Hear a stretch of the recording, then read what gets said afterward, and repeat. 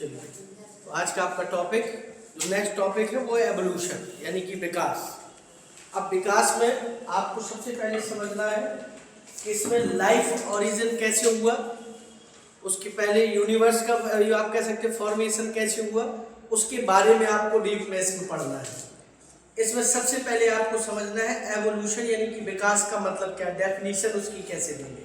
भाई हम आप लोग विकास पढ़ते हैं जब, तो उसमें शुरू से लास्ट तक पूरा सिस्टमेटिक तरीके से बताया जाता है कि आखिरकार इस ब्रह्मांड में यूनिवर्स का निर्माण कैसे हुआ, ब्रह्मांड का, उसके बाद उसके अंदर गैलेक्सी कैसे बनी, गैलेक्सी के बाद उस गैलेक्सी के अंदर स्टार, आपके प्लेनेट और उसके बाद सैटेलाइट वगैरह कैसे ओरिजिनेट हुई।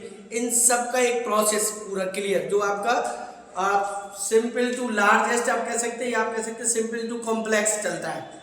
इसके अलावा क्या जब आपकी अर्थ या प्लेनेट या आप कह सकते हैं सैटेलाइट वगैरह फॉर्म होती तो उसमें आप कह सकते हैं जो हमारा प्लेनेट है जिसको आप अर्थ कहते हैं, तो कह रहे उस अर्थ में फिर लाइफ का ओरिजिन कैसे हुआ, फर्स्ट लाइफ जो ओरिजिनेट हुई वो कैसे, और उसके पहले डायरेक्ट आपका सेल का निर्माण हुआ या उससे पहले आपका कुछ जीवों का फॉर्मेशन हुआ, वो क्रम से आपको पढ़ना। तो जो एनसीईआरटी कहती है एवोल्यूशन में, तो एवोल्यूशन में एनसीईआरटी में एक लाइन लिखी है, changes in flora and fauna over million या बिलियन भी कह सकते हैं आप, billion of years ago is called evolution. ये आपको एवोल्यूशन की डेफिनेशन देना है जो एनसीईआरटी में लाया है। भाई आप एनसीईआरटी खोलेंगे जब एवोल्यूशन वाला टॉपिक, तो उसमें उसकी डेफिनेशन यही बताई गई है कि चेंजेस, किसमें चेंजेस होना है, फ्लोरा और फौना। फ्लोरा टर्म क्या है, फ्लोरा टर्म्स होता है वेजिटेशन जिसको आप कहते हैं। फ्लोरा मीन्स क्या होता है, वेजिटेशन। और वेजिटेशन का मतलब क्या होता है, तो आप जानते हैं वेजिटेशन का मतलब होता है प्लांट्स का पूरा क्या ग्रुप, जितने भी प्रकार के प्लांट या वेजिटेशन पाई जाती है उस अर्थ में, उसको पूरे को मिलाकर हम लोग एक शब्द देते हैं, टर्म क्या, फ्लोरा। उसके बाद किसमें, फौना। तो फौना क्या होता है, तो फौना का जो आपका ये टर्म है ये डेराइव होता है किससे, आप कह सकते हैं एनिमल्स से। जितने भी प्रकार के, जितने भी टाइप्स के एनिमल इस पृथ्वी पर मौजूद हैं, वो सब पूरा ग्रुप मिलाकर के क्या बनाता है, फौना कहलाता है। तो इन्हीं पौधों और आप कह सकते हैं जानवरों में या जंतुओं में ये जो चेंज है, कितने सालों में ये चेंज है, तो 1 2 4 सालों में नहीं, कितने में, बिलियंस ऑफ ईयर रहेंगे। इनमें जो चेंज हुआ, ये जो एवोल्यूशन होता है, आप कह सकते हैं जो विकास जिसको आप लोग कहते हो विकास, या आप कह सकते हैं एवोल्यूशन, वो 1 2 दिन में 1 2 साल में नहीं, कह रहे मिलियन और बिलियंस ईयर्स में ये चेंज होता है। तो वो पूरा चेंज जो हुआ उसी को हम आप लोग क्या कह देते हैं, एवोल्यूशन कहते हैं, यानी विकास जिसको हम आप लोग कहते हैं। अब जब विकास स्टार्ट होता है तो आपको याद रखना है कि सबसे पहले आपको किस चीज को इसमें आप कह सकते हैं पढ़ना है या बताया जाता है। इसमें सबसे पहले बताया जाता है बिग बैंग थ्योरी। अब बिग बैंग थ्योरी क्या है, तो बिग बैंग थ्योरी देने वाले जो व्यक्ति थे वो 3 लोग थे। आप लोगों ने फर्स्ट ईयर इंटर में पढ़ा होगा, शायद इंटर में एवोल्यूशन है, तो उसमें आपको बताया जाता है जो बिग बैंग थ्योरी है वो ये बताती है कि इस कह रहे यूनिवर्स का निर्माण कैसे हुआ, फॉर्मेशन ऑफ यूनिवर्स जिसको हम आप लोग कहते हैं। यानी कि सबसे पहले आपको स्टार्ट कहाँ से करना है, ब्रह्मांड के निर्माण से या फॉर्मेशन ऑफ यूनिवर्स से। अब यूनिवर्स का जब आप निर्माण पढ़ते हैं तो उसके लिए थ्योरी दी जाती है, कौन सी वाली, बिग बैंग थ्योरी। बात समझिएगा, बिग बैंग थ्योरी क्या है, तो आप लोगों को जैसा बताया कि इसमें 3 साइंटिस्टों का जिक्र होता है जिनका नाम लिया जाता है। पहला एवी लनेट, दूसरा गैमो और तीसरा कौन सा, डिक। ये 3 साइंटिस्ट में उसमें नाम दिए जाते। खैर एनसीईआरटी में कहीं ऐसा इन तीनों का जिक्र नहीं, नाम नहीं दिया है, लेकिन जो अदर रेफरेंस बुक होती है, अदर राइटर की जो आपकी बुकें आती है, उनमें तीनों के नाम दिए हैं जिन्होंने ये थ्योरी सबसे पहले डिस्क्राइब की थी। अब ये बिग बैंग का मतलब क्या होता है, तो आपको ये समझना है, बिग मीन्स क्या होता है, बड़ा, और बैंग मीन्स क्या होता है, विस्फोट होता है ना। बैंग मतलब क्या होता है कि चीज का फट जाना अचानक से, तो जिसको हम आप लोग कह देते हैं महाविस्फोट। एक ऐसा विस्फोट जिसको आप कह सकते हैं जिसकी कल्पना नहीं की जा सकती, इतना बड़ा विस्फोट। भाई हम जनरली विस्फोट पढ़ते हैं तो आपने पटाखों का विस्फोट देखा होगा, आप लोगों ने बॉम्ब वगैरह देखे होंगे, सुने होंगे विस्फोट होता है, मिसाइल कोई फट जाती है उसका विस्फोट देखा है, ज्वालामुखी कभी कभी फट जाते तो आपने लावा निकलते देखा होगा, उसका विस्फोट होता है। लेकिन ये एक ऐसा विस्फोट था जिसकी हम क्या नहीं कर सकते, कल्पना भी नहीं कर सकते। एक ऐसे मास एरिया में होने वाला एक ऐसा विस्फोट जिसके कारण जो मटेरियल थे उसमें, अब वो जो आपका पदार्थ बताया जाता है, पहला पदार्थ जिस पर विस्फोट हुआ, जिसके अब विस्फोट भी कैसे हुआ उसकी भी थ्योरी है। विस्फोट हुआ उस पर सबसे पहले पदार्थ से जिसको क्या कहा जाता है, इलेम नाम दिया जाता है। कौन सा? इलेम नाम। पहले कोई पदार्थ मौजूद नहीं था, क्या था? इलेम थे। अब इलेम्स के जो पार्टिकल थे बड़े बड़े, उनमें अचानक से क्या स्टार्ट हुआ? अट्रैक्शन। अट्रैक्शन मतलब आप कह सकते हैं आपस में एक दूसरे की तरफ क्या होना, अट्रैक्ट होना, खिंचना।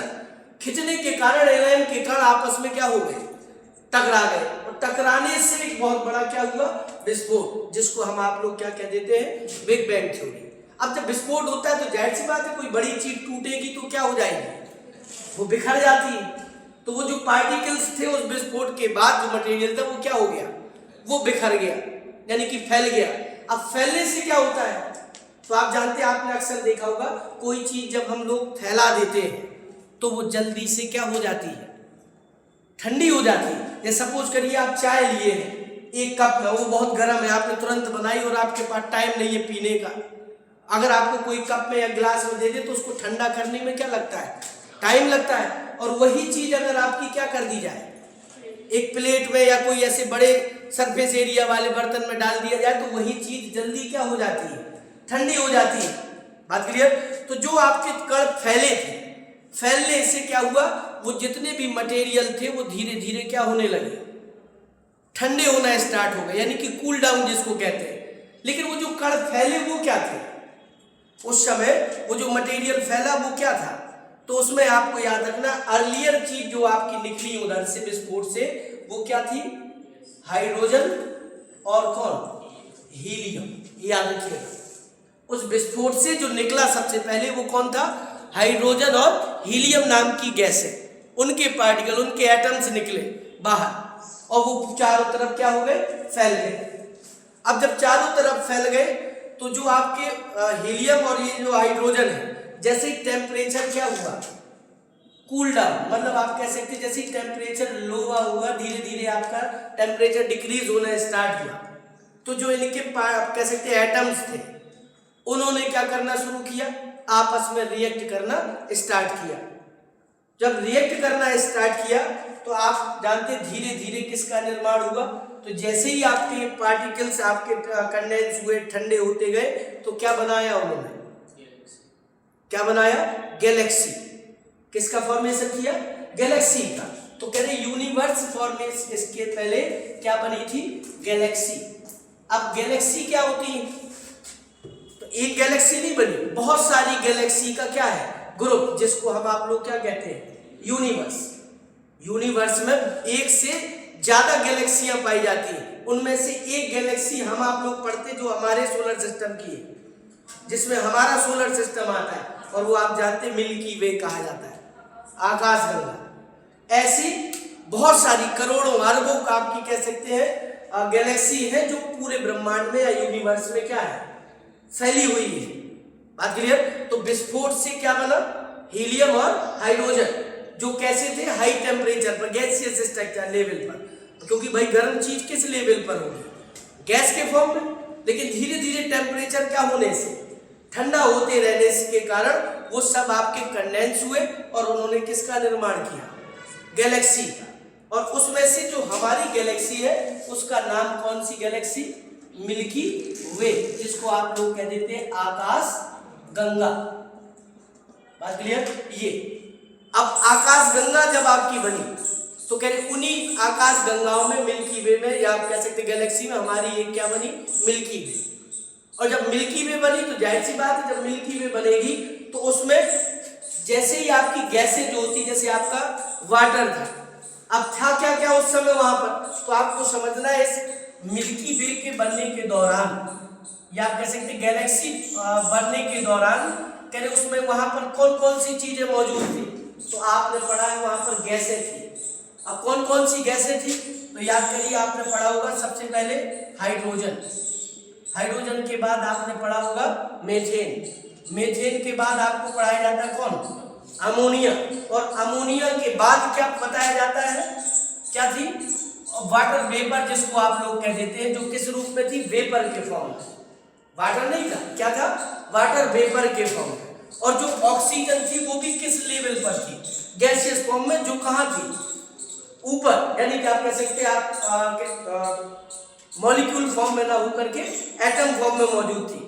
अब ये जो आपकी ऑक्सीजन वाटर वेपर है, तो जब ये वाटर वेपर टूटता है तो आप याद करिए उस समय ओजोन नहीं थी भाई, वहां पर समताप मंडल में या स्ट्रेटोस्फीयर में क्या नहीं होगी, ओजोन। क्यों नहीं होगी ओजोन, क्योंकि आप जानते हैं ओजोन किससे मिलकर के बनती है, O3 होती है ना, तो ओजोन का फॉर्मेशन कैसे होता है, ऑक्सीजन का एक मॉलिक्यूल और साथ में एक ऑक्सीजन का क्या, एटम, बात क्लियर। लेकिन उस दौरान क्या नहीं था, मॉलिक्यूल नहीं था, क्यों, क्योंकि उस समय जो टेम्परेचर था वो बहुत क्या था, हाई था, बात क्लियर। लगभग कितना टेम्परेचर बताया जाता है, तो 5000 से 6000 डिग्री सेल्सियस, इतना टेम्परेचर होते समय, अब आप ही अंदाज लगाइए, जहां का टेम्परेचर 5000 से 6000 डिग्री सेल्सियस होगा, क्या वहां पर कुछ भी आप कह सकते हैं मॉलिक्यूलर फॉर्म में या सब्सटेंस फॉर्म में क्या संभव है, कभी नहीं, क्योंकि किस फॉर्म में वो संभव था, एटम के फॉर्म में, बात क्लियर। तो कह रही जो आपका एनवायरनमेंट था उस समय वो कैसा था, रिड्यूसिंग, कैसा एनवायरनमेंट था, रिड्यूसिंग। रिड्यूसिंग किसे कहा जाता है, ऐसा स्थान, ऐसी जगह, ऐसा एक आप कह सकते हैं सिचुएशन जहां पर ऑक्सीजन मॉलिक्यूलर फॉर्म में ना हो, बात क्लियर। क्योंकि ऑक्सीडाइजिंग चीज कब बनती है, जब ऑक्सीजन होगा। अब ऑक्सीजन थी नहीं फ्रीली रूप में, तो फिर क्या था, तो आपके ऑक्सीजन ना होने के कारण पूरा एटमॉस्फेयर उस समय कैसा था, रिड्यूसिंग था। अब जब एटमॉस्फेयर रिड्यूसिंग था तो ऑक्सीजन थी नहीं, तो उसके अलावा कह रही ये जितनी भी गैसें थी इनसे जल ने रिएक्ट करना क्या किया, शुरू किया। भाई वाटर वेपर थी, वाटर वेपर के साथ ये गैसें थी। अब इनमें से मान लीजिए जैसे H2 है, H2O आपकी किससे रिएक्ट कर गई, CH4 से, बात समझना। तो इसका ऑक्सीजन और इसका कार्बन मिलकर के क्या बना रहेगा, कार्बन डाइऑक्साइड। तो कह रहे इनके अट्रैक्ट होने से कहां पर, उस अर्ली एनवायरनमेंट, हम एनवायरनमेंट नहीं कहेंगे क्योंकि एनवायरनमेंट तो अभी का वायुमंडल, अभी का वातावरण, वो अर्ली एनवायरनमेंट जो था, यानी उस समय का आदि वायुमंडल जिसको कहा जाता है, उस दौरान वाटर वेपर्स और कौन, मीथेन, मीथेन के अलावा कौन, अमोनिया, इन सब के साथ वाटर वेपर ने क्या करना शुरू किया, रिएक्ट करना स्टार्ट किया। क्यों, क्योंकि टेम्परेचर धीरे धीरे क्या हो रहा था, ठंडा हो रहा था, बात क्लियर। तो वो जो ठंडे होते हुए टेम्परेचर के दौरान वाटर वेपर मान लीजिए मीथेन से आपके रिएक्ट कर गई, तो उसने क्या बनाया, कार्बन डाइऑक्साइड। मान लीजिए यही वाटर वेपर आपकी किसके साथ रिएक्ट कर जाए, अमोनिया के साथ, तो क्या बनेगा, नाइट्रस ऑक्साइड, है ना, नाइट्रेट, नाइट्राइट, NO3, NO2 जिसको आप लोग कह देते हैं, NO3 वगैरह। ये इस प्रकार से आपका क्या बनना शुरू हुआ, ऑक्साइड बनना स्टार्ट हुए, नाइट्रोजन के, कार्बन के, बात क्लियर। इस प्रकार से धीरे धीरे टेम्परेचर जब लो होता चला गया, तो वैसे वैसे नए आपके क्या बनना स्टार्ट हुए, नए आपके अकार्बनिक, आप कह सकते हैं इनऑर्गेनिक मटेरियल बनना क्या होते गए, स्टार्ट। अब जैसे ही अकार्बनिक मटेरियल बनना स्टार्ट होते गए, रिएक्ट होते गए, तो एक समय आया कि जो आपकी ये ऑक्सीजन रिलीज होने लगी, H2O वगैरह ये जो बनने लगा, ये जाकर के किस रूप में उधर फॉर्म हो गया, वही वेपर रूप में। और जैसे टेम्परेचर ठंडा हुआ तो वो जो वाटर वेपर थी वो कहाँ गिरने लगी, ठंडी होकर कंडेंस होकर कहाँ पर, जमीन पर, किस रूप में, बारिश के रूप में।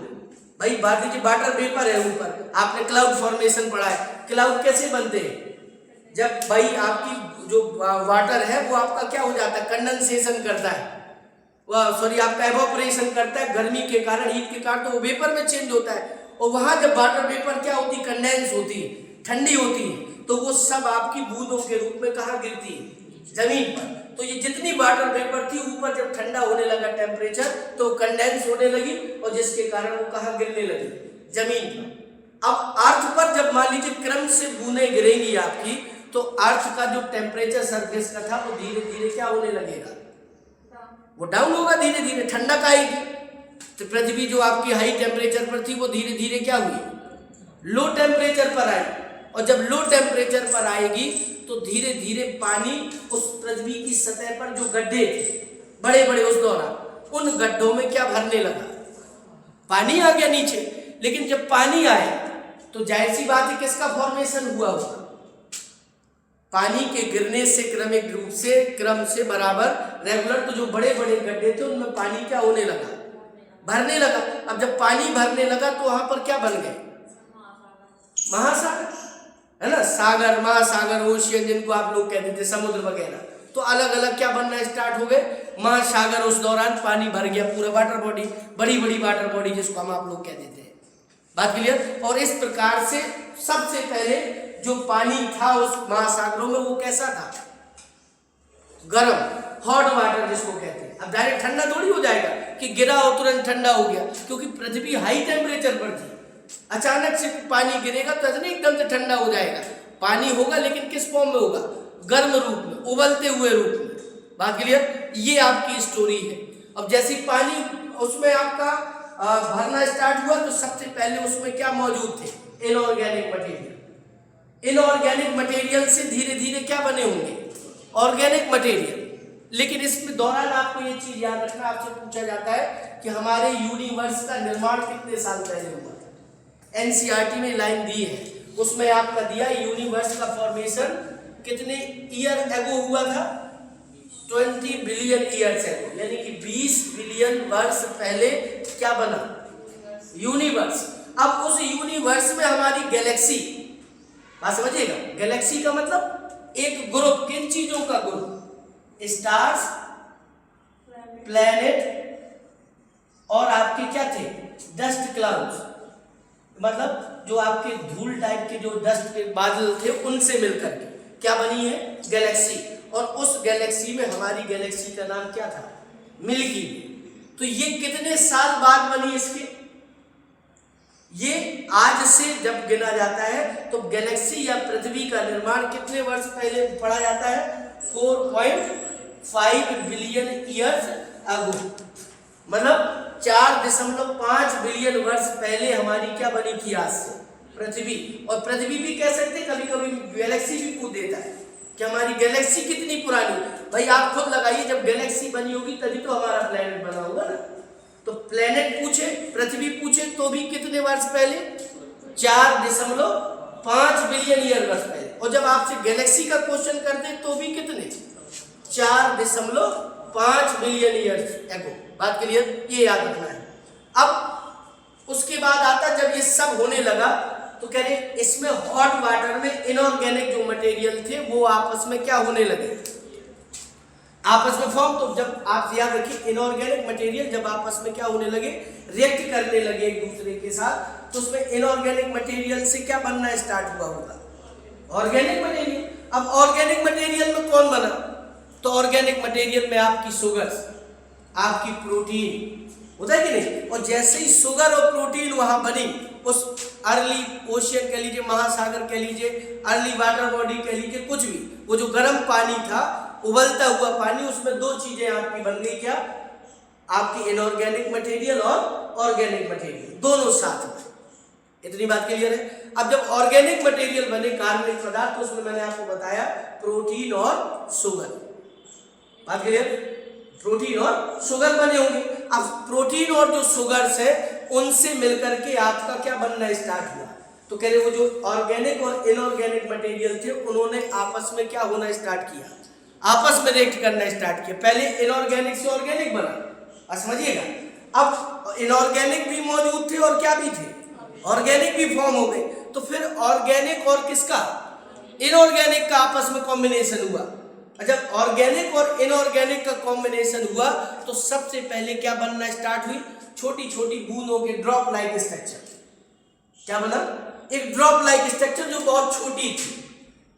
ड्रॉपलेट्स कह सकते हैं आप, छोटी छोटी, या ड्रॉप लाइन स्ट्रक्चर, बूंदों के रूप की संरचना। बात क्लियर।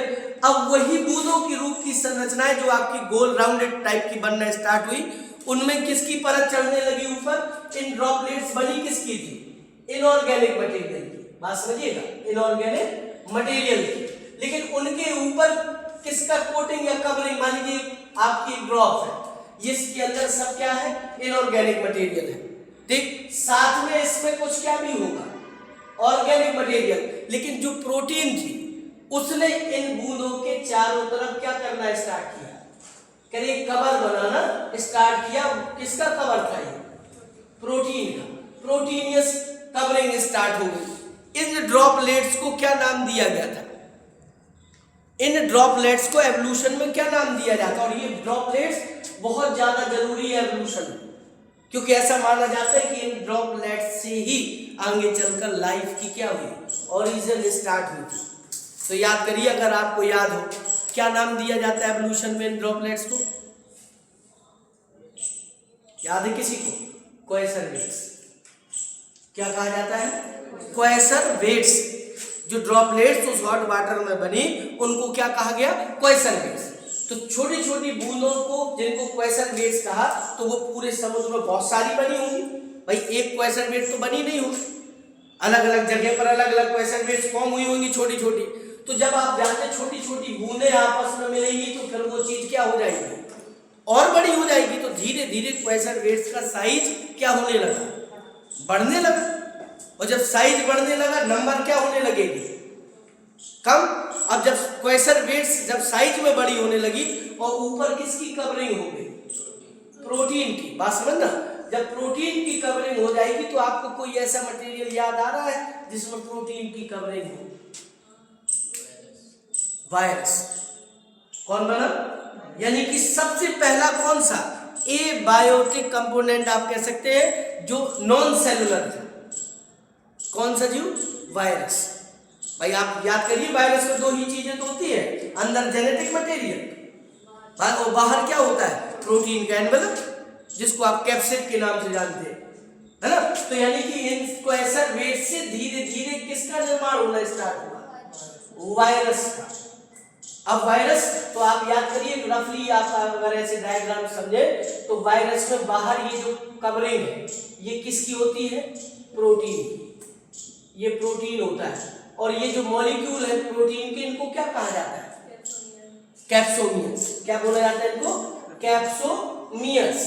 ये बहुत सारे कैप्सोमियर्स यानी कि उस प्रोटीन के छोटे छोटे क्या आपके मॉलिक्यूल्स या अणु जब आपस में जुड़ते चले जाते तो पूरा एक एनवलप या एक खोल बनाते आवरण।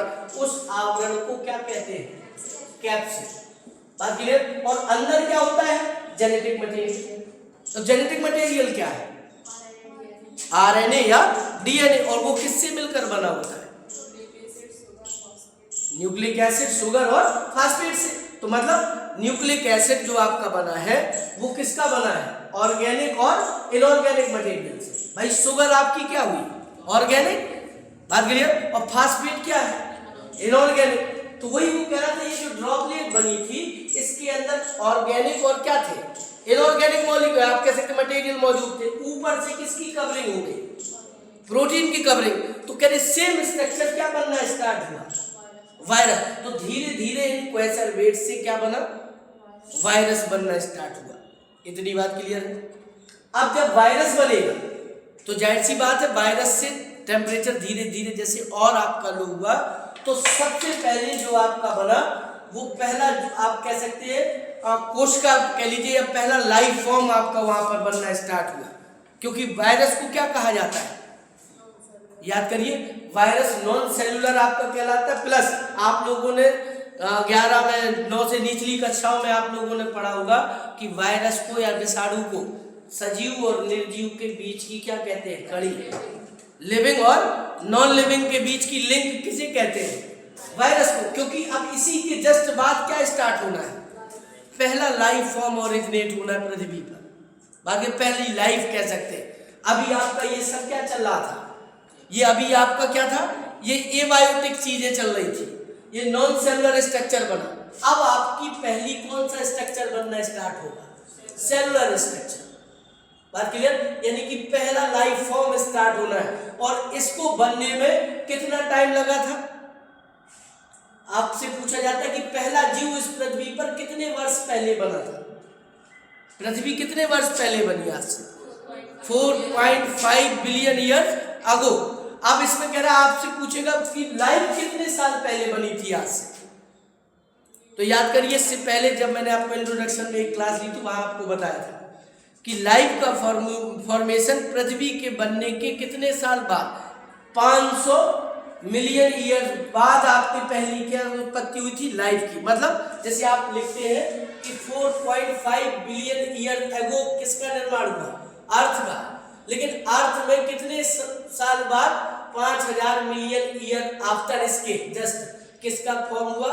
पहला लाइफ फॉर्म स्टार्ट हुआ। तो आप ऐसे कह सकते हैं कि इनमें से ये 4.5 में से 500 मिलियन घटा दीजिए तो कितना बचेगा? 4 बिलियन। यानी आप कह सकते हैं कि आज से कितने साल पहले, 4 बिलियन ईयर्स पहले पृथ्वी पर पहले जीव का क्या हुआ था? निर्माण।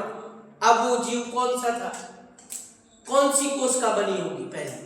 भाई जीव जब हम शब्द यूज करते हैं तो किसकी बात करते हैं? सेल की। पहली सेल, पहली कोश का।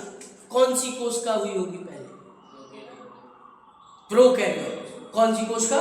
प्रोकैरियोट। लेकिन प्रोकैरियोट्स में भी पूछा जाता है कि कौन सा जीव बना होगा पहले? बैक्टीरिया, है ना? तो पहला जीव कौन बना? बैक्टीरिया। तो आप कह सकते हैं फर्स्ट ऑर्गेनिज्म। फर्स्ट ऑर्गेनिज्म जो आपका बना इस पृथ्वी पर वो क्या था? बैक्टीरिया। आप समझना। अब बैक्टीरिया में भी समझिए, आपने सब उसमें पढ़ा होगा, जब आप एनिमल क्लासिफिकेशन पढ़ते हैं तो वहां पढ़ाया जाता है बैक्टीरिया सबसे डाइवर्स एनिमल है। आप ऐसे एनिमल्स कहें, सॉरी, आपका सबसे डाइवर्स ऑर्गेनिज्म है, आप ऐसे कह लीजिए। एक आप कह सकते हैं जीव है। क्यों? क्योंकि इसमें पोषण अलग अलग वैरायटी से होता है। न्यूट्रिशन हर प्रकार का मिलता है इसमें। कैसे? न्यूट्रिशन आपने पढ़ा है ना कितने प्रकार का होता है। ऑटोट्रॉप्स भी होते हैं, हेट्रोट्रॉप्स भी होते हैं, और हेट्रोट्रॉप्स के अंदर फिर कैटेगरीज होती हैं। सेप्रोफाइट्स है, पैरासाइट्स है ना, ये आपको होलोफाइट्स भी होते हैं। तो कह रही है इसके पास हर टाइप का न्यूट्रिशन आप कह सकते मोड उपलब्ध होता है। क्यों? क्योंकि बैक्टीरिया अलग अलग क्या होते हैं? कैटेगरी के।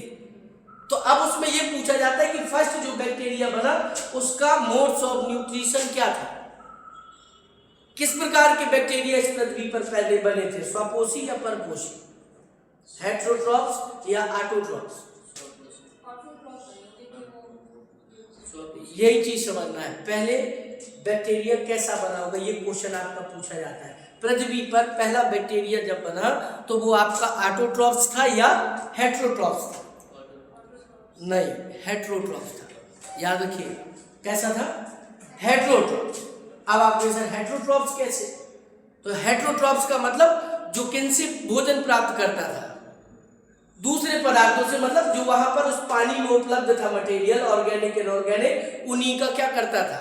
यूज करता था, कंजप्शन।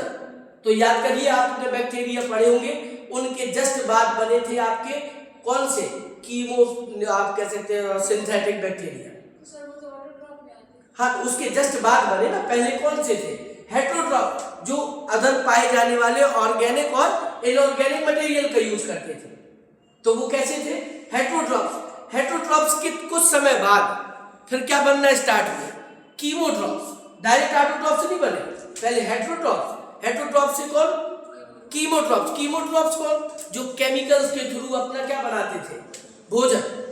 जैसे हम आप लोग ऑटोट्रॉप्स में पढ़ते प्रकाश के द्वारा भोजन, वो प्रकाश के द्वारा ना बना करके किसके द्वारा भोजन बनाते थे? केमिकल्स के थ्रू। तो उन्हें क्या कहा जाता है? कीमोट्रॉप्स। और कीमोट्रॉप्स के बाद फिर क्या बने? ऑटोट्रॉप्स, जिसको फोटोट्रॉप्स कह देते हैं। अब ऑटोट्रॉप्स कब बने होंगे? याद करिए, ऑटोट्रॉप्स किसे कहा जाता है? भाई आप ऐसे समझ लीजिए, जैसे आप कंफ्यूजन में कि हेट्रोट्रॉप्स बने होंगे या ऑटोट्रॉप्स बने होंगे, तो ऐसे समझिए आप ऑटोट्रॉप्स किसे मानते हैं? हम आप लोग ऑटोट्रॉप्स किसे मानते हैं? जो अपना भोजन क्या करते हैं? सूर्य के प्रकाश की उपस्थिति में बनाते हैं। लेकिन आपने पूरी डेफिनेशन पढ़ी होगी, किसकी उपस्थिति में बनाते हैं? सूर्य के प्रकाश की उपस्थिति में, लेकिन जो बनाता है उसके पास क्या होना चाहिए? क्लोरोफिल होना चाहिए ना, क्लोरोप्लास्ट होना चाहिए। तो आप ये बताइए, क्लोरोप्लास्ट अगर पहले बन जाता तो फिर वो हेटेरोट्रॉप्स कैसे हो जाते? तो पहले क्या थे? हेटेरोट्रॉप्स। बाद में एवोल्यूशन टाइम हुआ, टाइम बीतता गया तो क्या हुए? कीमोट्रॉप्स हुए। और कीमोट्रॉप्स करने के बाद फिर वो क्या हुए? फोटोट्रॉप्स या ऑटोट्रॉप्स हुए, क्योंकि बाद में क्लोरोप्लास्ट नाम की क्या बनी हुई है? संरचना। ये जो सेल ऑर्गेनेल्स पढ़ते हैं आप, क्लोरोप्लास्ट या प्लास्टिड, ये क्या बने? बाद में। इसका मतलब कि जो कोशिका है वो ऑटोट्रॉप्स कब हुई? बाद। पहले कौन था? हेटेरोट्रॉप। तो हेटेरोट्रॉप से क्या हुआ? कीमोट्रॉप। और कीमोट्रॉप से फिर क्या हुआ? ऑटोट्रॉप। और जब ऑटोट्रॉप्स हुए तो उनमें पहला ऑटोट्रॉप्स कौन सा बना था? भाई हेटेरोट्रॉप बैक्टीरिया हो गए, है ना। उसके बाद कीमोट्रॉप्स हुए, तो जिसको आप लोग कहते थे, याद करो, पीएसबी और जीएसबी कहते हैं, ग्रीन सल्फर बैक्टीरिया, है ना, पर्लिएट सल्फर बैक्टीरिया, हाँ, पर्पल सल्फर बैक्टीरिया, तो पीएसबी जीएसबी बनते, है ना। उसके ठीक बाद बने जो कौन? ऑटोट्रॉप। अब ऑटोट्रॉप्स में कौन? तो याद करिए, बीजीए, ब्लू ग्रीन एल्गी। कौन बना था? ब्लू ग्रीन एल्गी, यानी नीले हरे शैवाल। मुनीरा में पढ़ते ना, ब्लू ग्रीन एल्गी। तो पहला ऑटोट्रॉप्स इस पृथ्वी पर जो था वो कौन था? Blue green algae. बात क्लियर है? तो ये आपका जो ब्लू ग्रीन एल्गी था वो पहला ऐसा आप कह सकते हैं जीव था जो क्या था? ऑटोट्रॉप्स था, मतलब जो स्वपोषी था। आप समझिए इसकी कहानी। ऑटोट्रॉप्स हुआ ये। अब जब ऑटोट्रॉप्स कोई होता है तो वो क्या यूज करता है? क्या यूज करेगा? Carbon dioxide. जब कार्बन डाइऑक्साइड यूज करेगा तो क्या रिलीज करेगा? ऑक्सीजन रिलीज करेगा कि नहीं? बस समझना। तो जब ये आपका कार्बन डाइऑक्साइड यूज करना इसने स्टार्ट किया तो क्या रिलीज करना शुरू किया? ऑक्सीजन रिलीज करना स्टार्ट किया। अब आप समझिए कि एनवायरनमेंट में इससे पहले ऑक्सीजन नहीं थी। इसका मतलब यहां तक एनवायरनमेंट की पूरी प्रोसेसिंग या अर्ली एनवायरनमेंट कैसा था? रिड्यूसिंग। जैसे ही ब्लू ग्रीन एल्गी आए उन्होंने क्या किया? फोटोसिंथेसिस किया। फोटोसिंथेसिस किया तो क्या यूज किया? Carbon dioxide. और कार्बन डाइऑक्साइड के बाद उन्होंने उसके लिए क्या लिया होगा? यूज किया होगा भाई, क्योंकि दो ही की प्रेजेंस में तो होता है, कार्बन डाइऑक्साइड और H2O। दोनों को उन्होंने यूज किया और क्या रिलीज करना स्टार्ट किया? ऑक्सीजन। अब धीरे धीरे एनवायरनमेंट में किसका पहुंचना स्टार्ट हुआ? ऑक्सीजन का। बात क्लियर? और ये वो ऑक्सीजन थी जो किस रूप में रह सकती थी? फ्री मॉलिक्यूलर फॉर्म, जो किसी के साथ रिएक्ट ना भी करे तो भी आपको मॉलिक्यूल फॉर्म में मिलेगी। भाई पहले जो थी वो रिएक्ट कर जाती थी, है ना। ये क्या करती है? ये रिएक्ट किसी से नहीं करती, और कभी आपका अगर ऐसा रिएक्शन हुआ तो कर भी लेती और नहीं, मतलब ये क्या है उस काम के लिए? फ्री है। तो जैसे जैसे ऑक्सीजन क्या होने लगा? एनवायरनमेंट में बढ़ने लगा। एनवायरनमेंट रिड्यूसिंग से क्या हो गया? ऑक्सीडाइजिंग। क्या होने लगा? ऑक्सीडाइजिंग, यानी कि एनवायरनमेंट धीरे धीरे क्या होने लगा? चेंज। और जब ऑक्सीडाइजिंग होने लगा तो ब्लू ग्रीन एल्गी से, यानी कि प्रोकैरियोटिक सेल से क्या बनना स्टार्ट हुआ? कौन सा? Eukaryotic cell. अब यूकैरियोटिक सेल में भी कौन बना होगा? तो सबसे पहले कौन से वाले? वही बने होंगे जो पानी में रहते होंगे, है ना। और पानी में आप जानते हैं सिंगल यूनिन्यूक आप कह सकते सेलुलर, और आपका यूकैरियोट्स कहाँ पाए जाते? पानी में। और उनको हम आप लोग क्या कहते हैं? प्रोटिस्टा। अब प्रोटिस्ट कौन कौन से? एग्जाम्पल आप जानते, बताने की जरूरत नहीं होगी, अमीबा, पैरामीशियम वगैरह। बात क्लियर? तो उनका फॉर्म, तो पहले प्रोकैरियोटिक सेल और उसके बाद कौन? Eukaryotic cell. बात क्लियर? ये आपको याद रखना है। पहले कहां तक प्रोकैरियोटिक सेल है? ब्लू ग्रीन एल्गी तक। उसके बाद कहां से स्टार्ट होगा? यूकैरियोटिक सेल से। तो कह रहे इस प्रकार से एवोल्यूशन, या कह सकते हैं इस पृथ्वी पर यूनिवर्स, यूनिवर्स से क्या बनना? यूनिवर्स, पहले यूनिवर्स से क्या बनना? गैलेक्सी। गैलेक्सी से प्लैनेट, स्टार्स। ठीक। लेकिन इसमें आपको एक शब्द याद रखना है, इसमें पूछा जाता है आपसे कि ऐसी वो कौन सी साइंस की ब्रांच है जिसके अंतर्गत हम इस पूरी प्रोसेस का अध्ययन करते हैं? यानी कि पूरी एवोल्यूशन का अध्ययन करते हो, साइंस को क्या बोलते हैं? एवोल्यूशन का अध्ययन जिस साइंस के अंतर्गत, जिस साइंस की ब्रांच के अंतर्गत किया जाता है उसे क्या कहते हैं? एवोल्यूशन का अध्ययन जिस साइंस के अंतर्गत करते हैं उसको कहा जाता है एवोल्यूशनरी बायोलॉजी। क्या कहा जाता है? Evolutionary biology. याद रखिएगा, जिस साइंस के अंतर्गत हम इस पूरी प्रोसेस का यानी कि इस एवोल्यूशन का अध्ययन करते हैं उसको क्या कहते हैं? Evolutionary biology. बात क्लियर? ये याद रखना है। अब जब एवोल्यूशनरी बायोलॉजी है, यहाँ का एवोल्यूशन है, तो याद करिए एवोल्यूशन के बाद इस पृथ्वी पर जीव बनने की अलग अलग क्या दी गई? थ्योरी। भाई हम आप लोग जो पढ़ते हैं तो ये थ्योरी तो आपका एवोल्यूशन हम जानते हैं, जिस जो ओपेरन के सिद्धांत पर आधारित थी, लेकिन आपको ये याद रखना है इसकी अलग अलग दार्शनिकों ने, अलग अलग वैज्ञानिकों ने अपने हिसाब से अलग अलग क्या भी दी है? थ्योरी भी। उसमें से आपकी कोई थ्योरी है भी, जैसे सबसे पहली थ्योरी क्या थी? Theory of special creation. याद है ना? और थ्योरी ऑफ स्पेशल क्रिएशन क्या कहती है? थ्योरी ऑफ स्पेशल क्रिएशन किस पर आधारित है? स्पेशल मतलब कुछ अलग, क्रिएशन मीन्स बनना। जैसे मैंने आपको बताया था मिथ वगैरह, मिथ वगैरह मतलब जैसे पौराणिक दृष्टि से लोग बताते हैं कि पहले आप कह सकते हो ऊपर वाले ने दो लोगों को बनाया। मैं थ्योरी आपको पहले भी इस चीज को बता चुका हूँ। उनका एक वो आपका नाम क्या नाम था उसका? मनु, और एक वो लेडीज थी, है ना? दोनों के मिलने से आप कह सकते मनुष्य की कह सकते निर्माण हुआ। तो मनुष्य ऐसी बाइबल में अपने अकॉर्डिंग दिया है और जो कुरान है उसमें अलग से दिया गया है। मतलब सबके अपने अपनी मिथ थे, अपने अपने रिलीजन थे, उसके हिसाब से उन्होंने अपना अपना डिस्क्राइब करना स्टार्ट किया। उसको कहते हैं थ्योरी ऑफ स्पेशल क्रिएशन। उसके बाद दूसरी थ्योरी थी, वो कौन सी वाली थी? Cosmozoic theory. कौन सी? कॉस्मोजॉइक। कॉस्मोजॉइक शब्द का मतलब क्या होता है? ब्रह्मांड, जिसको आप लोग कहते हैं ब्रह्मांडवाद। और कॉस्मोजॉइक क्या कहती है? कॉस्मोजॉइक थ्योरी कहती है कि जो जीवन है ये ना मरता है और ना नया बनता है, बल्कि क्या होता है? पहले से ऑलरेडी मौजूद था, लेकिन पृथ्वी से कहाँ था? बाहर था, और वहां से फिर वो किसी स्पोर्स के रूप में या किसी बीज के रूप में पृथ्वी पर आया, और उसी स्पोर्स या बीज से इस पृथ्वी पर लाइफ की क्या हुई? उत्पत्ति।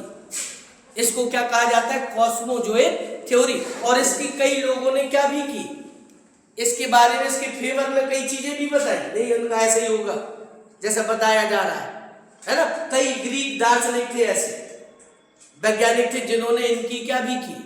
समर्थन भी कर दिया कि भाई यहाँ ऐसे ही हुआ होगा जैसे बता रहे हैं। जैसे हम आप लोग पढ़ते हैं तो पौराणिक चीजें जब पढ़ते हैं तो बगैर उसके हम लोग कह देते कि हाँ ऐसे ही हुआ होगा, क्योंकि हम लोग अपने उस धर्म ग्रंथों के अनुसार पढ़ते आ रहे हैं, तो दिमाग में कहीं ना कहीं थॉट वही चलते। बात क्लियर? तो ऐसे उनमें लोगों के भी थे कुछ आपके कह सकते बीच में बैक सपोर्टर कि तुम आगे बढ़ो, हम तुम्हारे साथ हैं, है ना? हो जाए कुछ भी तुम समझते रहना अपने। अब उसके बाद तीसरी थ्योरी जो थी वो दी थी स्पॉन्टेनियस जनरेशन थ्योरी।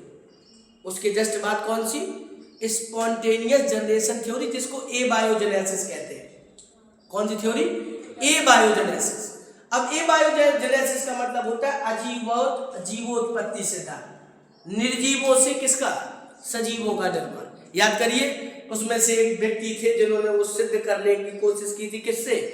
पसीने से भीगी शर्ट और किस में डाल दी? भूसे में। कमरा भर में भूसा भरा था, उसने अपनी पसीने से भरी हुई शर्ट को क्या कर दिया? भूसे में दबा दिया। कुछ समय बाद जब कमरा खोला गया तो उसमें चूहे निकले बाहर, और उसने कहा देखो ये पसीने से चूहे बन गए भूसे से, है ना? कीचड़, डस्ट, भूसे से, इससे क्या बनना? जीवों का बनना। तो कौन सी थ्योरी थी वो? ए बायोजेनेसिस। कौन सी थ्योरी? ए बायोजेनेसिस। तो कौन कौन सी थ्योरी इसमें मेनली थी? तो पहली थ्योरी कौन सी? एक बार थोड़ा सा नोट डाउन भी आप लोग कर लीजिएगा। थ्योरी कौन कौन सी? पहली थ्योरी कौन सी? Theory of special creation. Theory of special creation. दूसरी वाली कौन सी? कॉस्मोजॉइक थ्योरी कह सकते हैं, या थ्योरी ऑफ कॉस्मोजॉइक, कुछ भी लिख दीजिए। कॉस्मोजॉइक थ्योरी, ब्रह्मांडवाद के नाम से जिसको आप जानते हैं। और तीसरी वाली कौन सी थी? एबायोजेनेसिस या स्पॉन्टेनियस जनरेशन थ्योरी। बात क्लियर? अब एबायोजेनेसिस जो थ्योरी थी, इसके प्रूफ में कई लोगों ने प्रमाण दिए, जैसा मैंने एक आपको बताया भूसे वाला, लेकिन इसको गलत सिद्ध करने वाले भी बहुत सारे लोग थे। उनमें से आपने अलग अलग एक्सपेरिमेंट पढ़े होंगे, जैसे एक था लुईस पास्चर, एक था फ्रांसिस्को रेडी, पढ़ा ना फ्रांसिस्को रेडी। एक लुईस पास्चर था जिसने वो एक ओएस टाइप का फ्लास्क गर्दन वाला एक्सपेरिमेंट किया था, है ना। और एक ने वो मीट के टुकड़े, फ्रांसिस्को रेडी, उसने 2 बीकर में अलग अलग मीट के टुकड़े लिए और उस पर कपड़ा बांधा, वो एक्सपेरिमेंट। तो ये वो लोग थे जिन्होंने सबसे पहली बार एबायोजेनेसिस को क्या करना स्टार्ट किया, कंडेम करना स्टार्ट किया कि भैया ऐसा नहीं है जो आपने थ्योरी दी कि एबायोजेनेसिस होता है कि निर्जीवों से सजीवों की अचानक उत्पत्ति होती है, ऐसा कुछ नहीं होता। और जैसे ही लुईस पास्चर ने सिद्ध किया, उस दौर से वो थ्योरी पूरी तरह से क्या हो गई, वो पूरी तरह से बैन हो गई कि ये थ्योरी क्या है, वो गलत है। बैन करने का मतलब ये नहीं कि पढ़ा नहीं जाएगा, बैन करने का मतलब उसको माना नहीं जाएगा, समझ लीजिए। बात क्लियर? तो उसके लिए उन्होंने क्या किया था, तो आपको लुईस पास्चर वाला एक्सपेरिमेंट याद होगा, उन्होंने क्या क्या लिया था।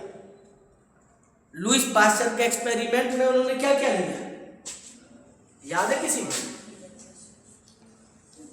लुईस पास्चर ने जो एक्सपेरिमेंट किया उसमें उन्होंने क्या क्या यूज किया था, कैसे एक्सपेरिमेंट से बताया कि एबायोजेनेसिस गड़बड़ है।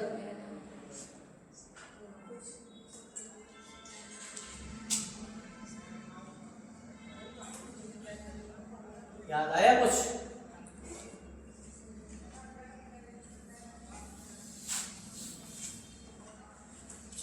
कोई नहीं आया तो अब आएंगे।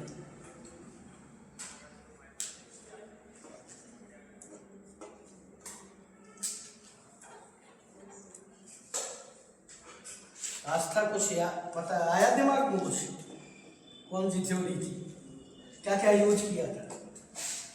अतुल नहीं है। उन्होंने क्या किया, 2 फ्लास्क के लिए, बात समझ ना, कांच के 2 फ्लास्क लिए।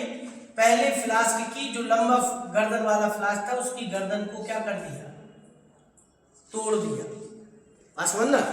दूसरा फ्लास्क लिया और उसकी गर्दन को उन्होंने गर्म करके क्या कर दिया, मोड़ दिया। किस टाइप का, एस टाइप का, है ना।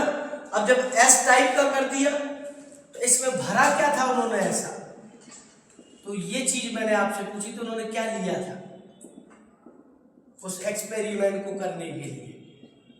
शायद मीथेन, हाइड्रोजन और अमोनिया ली। वो स्टेनले मिलर ने लिया था। हाँ, वो स्टेनले मिलर का था। इन्होंने इसमें उन्होंने क्या यूज किया था, तो याद करिए, शुगर और प्लस ईस्ट। क्या यूज किया था, शुगर और ईस्ट का सॉल्यूशन था, याद रखिएगा। यही सेम सॉल्यूशन उसने इसमें भी भरा, ठीक। और दोनों को उसने क्या कर दिया, रख दिया, छोड़ दिया। छोड़ने के बाद उन्होंने क्या देखा कि जो फ्लाइज थी, यानी कि जो मक्खियां वगैरह थी, जो टूटे हुए गर्दन वाला फ्लास्क था, उससे डायरेक्ट कहाँ आती थी, जहां शुगर सॉल्यूशन था, ईस्ट वगैरह, और यहाँ पर वो क्या देती थी, एग, लार्वा, वो सब छोड़ के जाती थी। क्यों? क्योंकि रास्ता खुला है, आओ और जाओ, बात क्लियर, कोई रोकने वाला नहीं। यहाँ पर क्या है, उन्होंने गर्दन को क्या किया, टेढ़ा इसलिए किया, क्यों? क्योंकि और टेढ़ा करने के बाद भी आप समझिए कि एयर अंदर एंटर करेगी तो एयर में क्या मौजूद होते हैं, माइक्रो ऑर्गेनिज्म, सूक्ष्म जीव, बात समझिएगा। वो माइक्रो ऑर्गेनिज्म भी एयर के साथ कहाँ जाएंगे, उस आप कह सकते हैं उस फ्लास्क की गर्दन के अंदर। और जैसे उस फ्लास्क की गर्दन के कहाँ जाएंगे, अंदर, वो आपके एयर जाएगी या बैक्टीरिया जाएंगे साथ में, तो वो जाकर के किससे टकराएंगे, तो वो जैसे ही अंदर जाएंगे तो यहाँ टकराएंगे दीवार में, क्योंकि एयर जाने के बाद कहाँ टकराएगी, दीवार में, सरफेस में। तो मान लीजिए इधर टकरा गए, इधर टकराने के बाद जाएंगे तो इधर टकराएंगे, तो जो बैक्टीरिया होंगे वो सब यहीं कहीं पर क्या हो जाएंगे, वो चिपक जाएंगे। और फिर फिल्टर होने के बाद एयर कहाँ जाएगी, अंदर। बात क्लियर? तो मतलब मोस्टली जो बैक्टीरिया या माइक्रो ऑर्गेनिज्म थे वो कहाँ पर चिपक जाएंगे? गर्दन पर उस फ्लास्क की। और एयर कहाँ जाएगी? अंदर। तो जब एयर बर अंदर जाएगी तो यहाँ पर कोई माइक्रो ऑर्गेनिज्म मौजूद नहीं होगा। बात क्लियर? तो इसका मतलब जब उन्होंने इसको देखा कुछ समय बाद लुईस पाश्चर ने, तो उन्होंने देखा कि एक फ्लास्क में जो सॉल्यूशन था उसमें एग और लार्वा मौजूद थे, दूसरे वाले फ्लास्क की गर्दन में तो मौजूद थे आपके माइक्रो ऑर्गेनिज्म, लेकिन उस सॉल्यूशन में ना कोई एग थे ना कोई लार्वा मौजूद थे। तब इन्होंने सिद्ध किया कि अगर ए बायोजेनेसिस सही है तो यहाँ पर जो एग और लार्वा मिले तो वो यहाँ पर भी क्या होने चाहिए थे? मिलने चाहिए थे। लेकिन वहां ना, यहाँ तो मिले लेकिन यहाँ ना मिलकर के वो यहाँ पर मिले। तो इसका मतलब कि एयर में ऑलरेडी पहले से माइक्रो ऑर्गेनिज्म मौजूद थे, और या फिर आप कह सकते यहाँ पर इसमें पहले से कोई जो जीव मौजूद होता है वो ही अपने जैसे नए जीवों का क्या करता है? निर्माण। तब जाकर के इस थ्योरी को उन्होंने पूरी तरह से जो ए बायोजेनेसिस थ्योरी थी उसको क्या कर दिया? उसको गलत सिद्ध साबित कर दिया। बात क्लियर? ये याद रखना। तब से ए बायोजेनेसिस थ्योरी क्या हो गई? अमान्य हो गई, या कह सकते गलत सिद्ध हो गई। तो फिर कौन सी वाली थ्योरी आई? बायोजेनेसिस। कौन सी थ्योरी? बायोजेनेसिस। उसके बाद आपकी थ्योरी आई बायोजेनेसिस। बायोजेनेसिस मतलब जीवों से जीवों का निर्माण।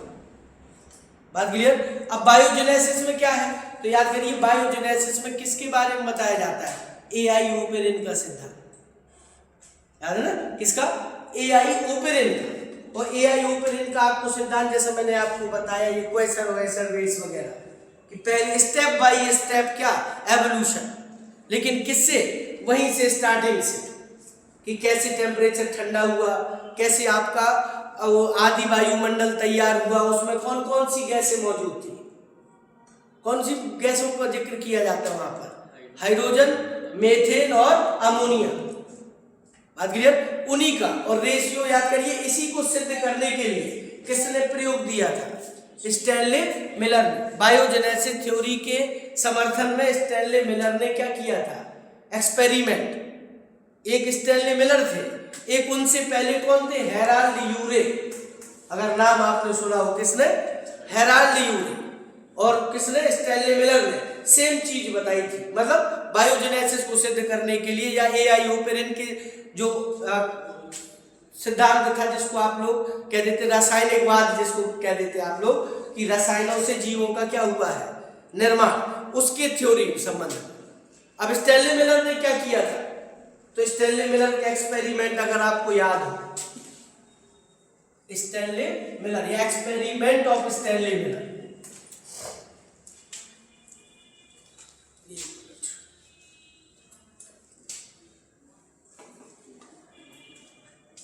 देखिए,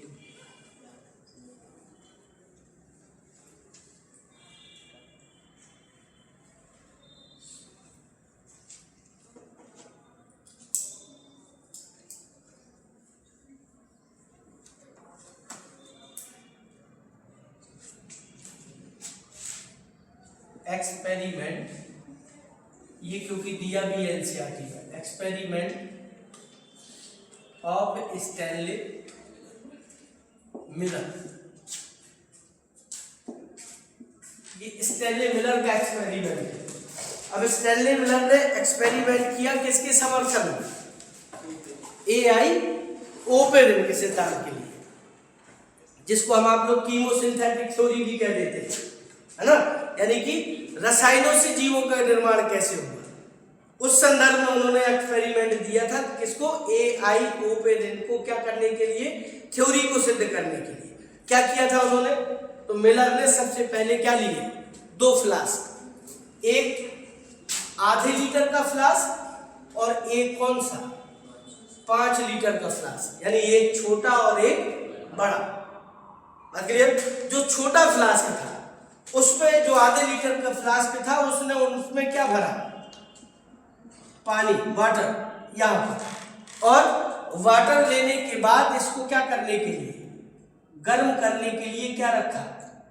बर्नर की व्यवस्था की ताकि इसको बराबर क्या किया जा सके, हीट किया जा सके।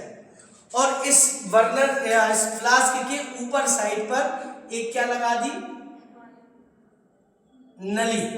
कितने समकोण पर मुड़ी हुई, 2 समकोण पर मुड़ी हुई। और उसका कनेक्शन कहाँ कर दिया, अगले सिरे का बड़े वाले फ्लास्क के साथ।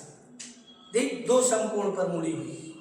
उसके बाद एक दूसरी उसने क्या ली, पाइप या आप कह सकते हैं नली, और उसका कनेक्शन किसके साथ कर दिया, छोटी वाली के साथ।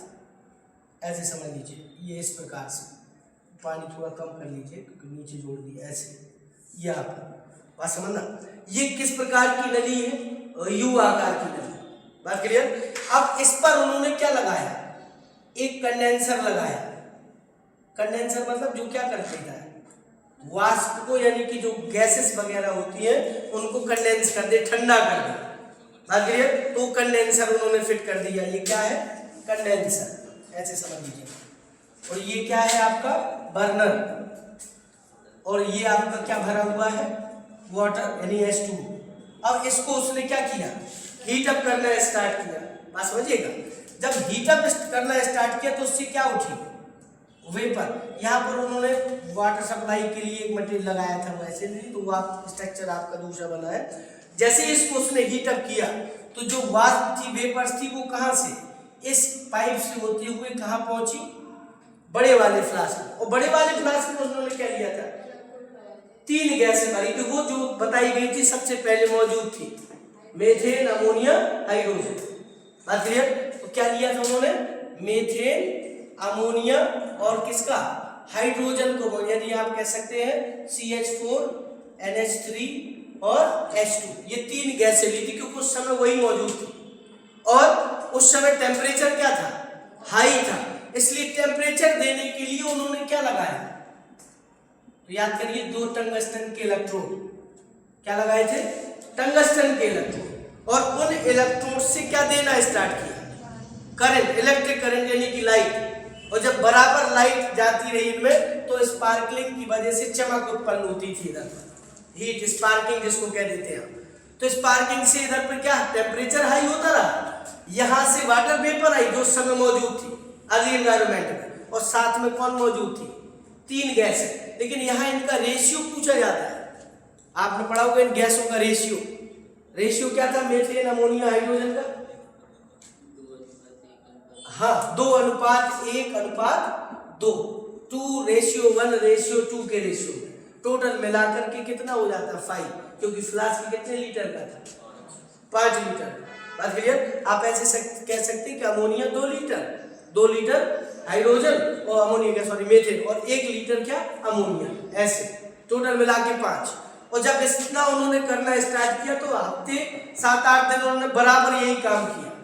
और जब उन्होंने बराबर ये काम किया तो इधर से जब गैसें ये सब मिक्स होकर के जाती थी वाटर पेपर, गर्म टेम्परेचर के कारण ये गैसें ये सब मिक्स होकर के जैसे नीचे आती थी तो यहाँ पर क्या हो जाती थी, कंडेंसर लगा तो कंडेंस हो जाएगी। और कंडेंस हो जाएगी तो वो पूरा मटेरियल लिक्विड रूप में यहाँ पर क्या हो जाएगा, यहाँ पर भर जाएगा, जमा हो जाएगा ऐसे।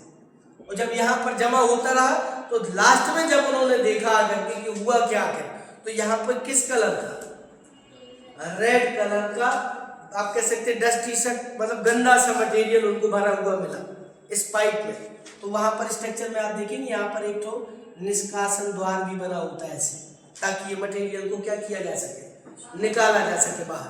तो यहाँ से उन्होंने जब इस रेड कलर के मटेरियल को निकाला, बाहर देखा, तो उसमें क्या क्या मौजूद था, तो उसमें वो सारी चीजें मौजूद थी जो एक सेल को बनाने के लिए क्या होती है, जरूरी होती है। क्या मौजूद थे, शुगर मौजूद थे, एमिनो एसिड्स मौजूद थे, और साथ में न्यूक्लिक एसिड मौजूद थे।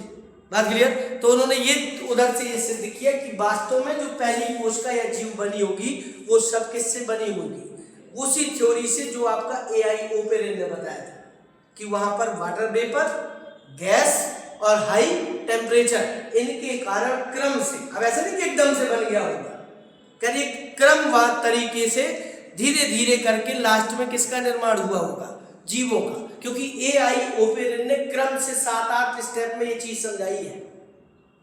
पहले एटम का फॉर्मेशन कैसे हुआ, फिर एटम से मॉलिक्यूल का फॉर्मेशन कैसे हुआ, तीसरे स्टेप में उन्होंने बताया कि उस मॉलिक्यूल से इनऑर्गेनिक मटेरियल का निर्माण कैसे हुआ, फिर बताया इनऑर्गेनिक से ऑर्गेनिक कैसे बना, ऑर्गेनिक से पहला वायरस कैसे बना, यानी कि आपका नॉन लिविंग थिंग जो बनी, फिर उसके बाद उन्होंने बताया आपकी जो प्रोकैरियोटिक सेल है पैरा लिविंग कैसे बना, फिर बताया फिर दूसरा यूकैरियोट कैसे बना, और लास्ट में उन्होंने बताया कि लास्ट में वो जो यूकैरियोटिक सेल थी वो हेटेरोट्रॉपिक से क्या हुई, ऑटोट्रॉप्स हुई, वो कैसे बनी। मतलब एक क्रमिक तरीका, कीमोसिंथेसिस थ्योरी जिसको हम आप लोग कहते थे, केमिकल से किसका निर्माण, रसायनों से जीवों का निर्माण, लेकिन अचानक नहीं, एक समय के निश्चित समय के बाद और एक क्रमवार तरीके से उसको सिद्ध किया किसने, स्टैनले मिलर ने अपनी थ्योरी से, अपने एक्सपेरिमेंट से, सॉरी। और इसके साथ ऐसी ही थ्योरी इससे पहले मैंने आपको बताया किसने दी थी,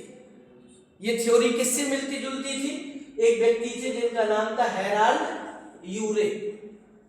कौन थे, हेराल्ड यूरे। तो कभी कभी एक्सपेरिमेंट पूछ लिया जाता है स्टैनले मिलर के साथ किसका नाम जोड़ दिया जाता है, हेराल्ड यूरे। बात क्लियर, उन्होंने दोनों ने या दोनों का एक्सपेरिमेंट माना जाता है, लेकिन दिया स्टैनले मिलर ने था, इसलिए हम लोग पढ़ते हैं स्टैनले मिलर का एक्सपेरिमेंट। बात क्लियर है, यहां तक की ये थ्योरी है।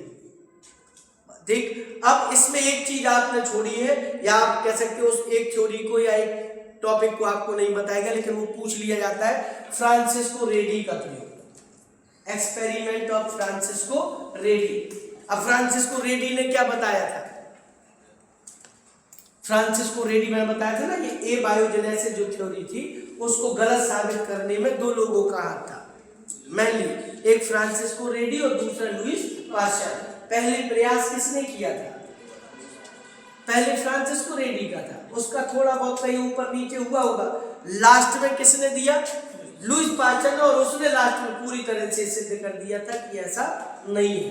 अब वो जो लुईस पाश्चर वाला फ्रांसिस्को रेडी का जो पूछा जाता है, उन्होंने किस में प्रयोग किया था, किस चीज का यूज किया था, बीकर का यूज किया था फ्लास्क की जगह।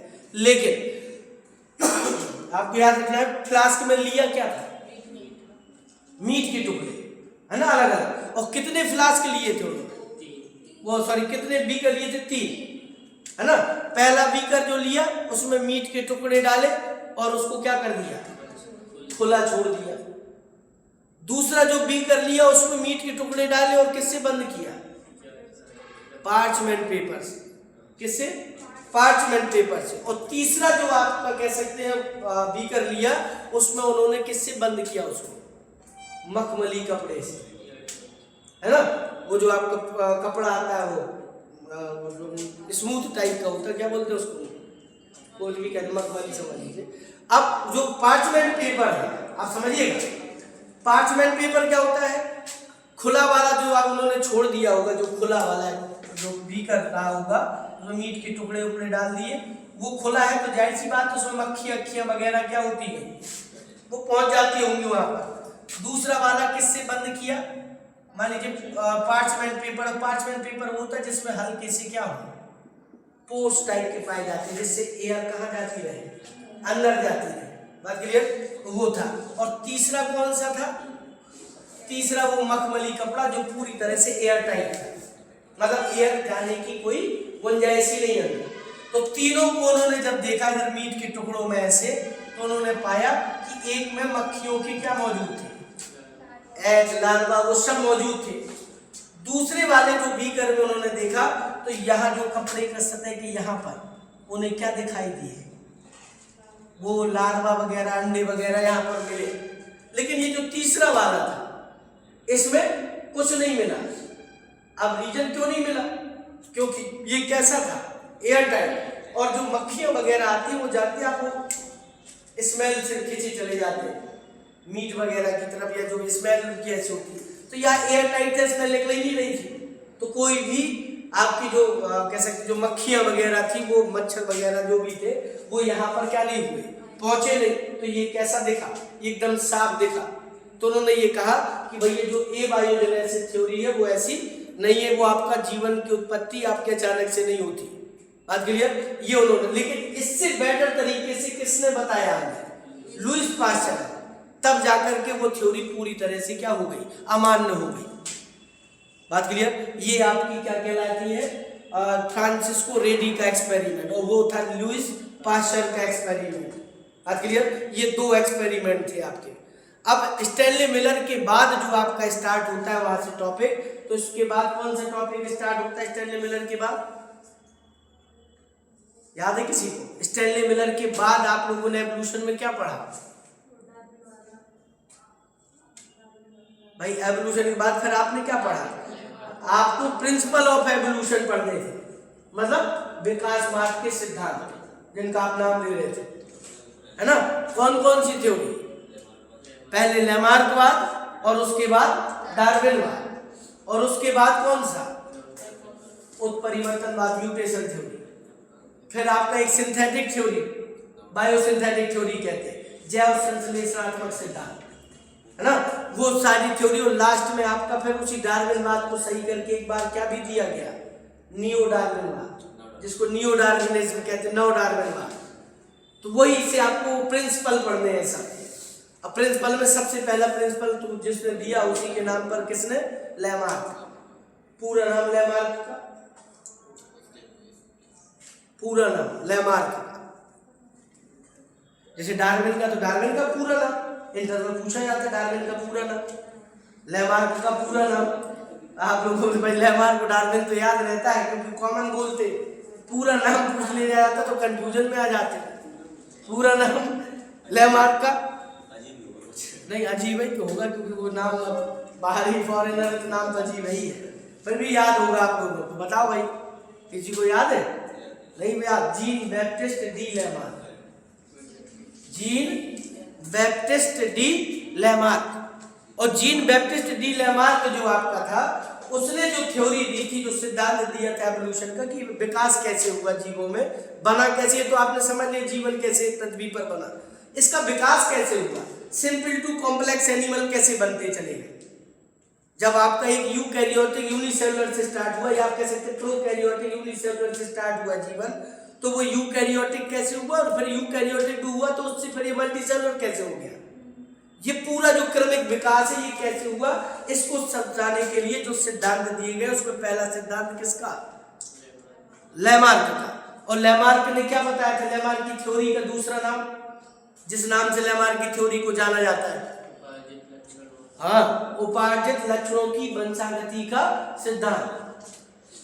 बात क्लियर। यानी कि वो कैरेक्टर जो हमने क्या किए, इस वातावरण में रहने के बाद अर्जित किए, उनकी क्या हो जाना, हेरिडिटी, वंशागति, एक पीढ़ी से दूसरी पीढ़ी का पहुंचना, इसी पर आधारित है। इसलिए लैमार्कवाद को क्या कहा जाता है? उपार्जित लक्षणों की वंशागति का सिद्धांत। देख, अब उन्होंने इस सिद्धांत में 4-5 पॉइंट दिए थे। किसने? लैमार्क ने। कितने? 4-5।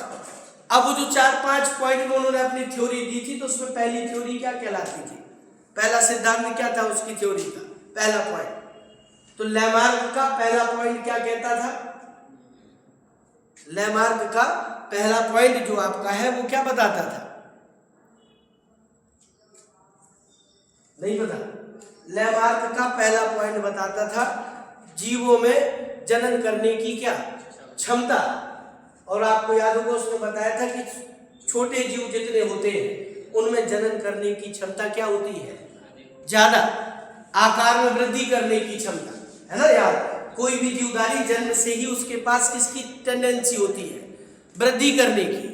और जब वृद्धि करता है तो कहते धीरे धीरे उसके आकार में क्या होती है? वृद्धि।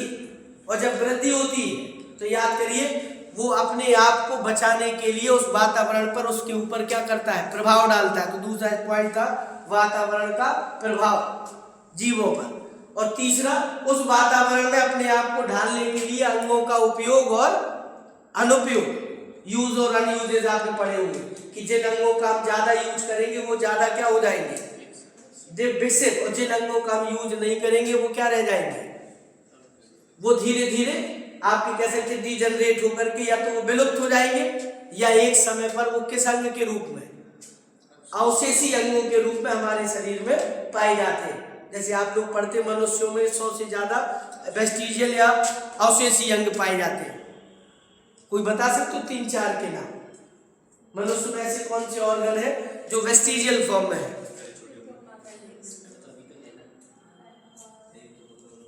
भाई आप लोगों ने, हाँ आप लोग शुरुआत से आप बता सकते हैं, आप लोगों ने पढ़े होंगे। जैसे आपका वर्मीफॉर्म अपेंडिक्स पढ़ा होगा, कृमि रूप परिशेष का, डाइजेस्टिव सिस्टम में उंगली जैसी संरचना, है ना। हाँ, पूंछ की हड्डियां हैं वो, है ना, वो हाँ वो पूंछ नहीं है। और उसके बाद कौन सा, जैसे आपका निक्टेटिंग मेम्ब्रेन, ये निवेशक पटल, ये दोनों आंखों के कोने में वो चिपकी हुई संरचना, है ना। उसके अलावा कौन,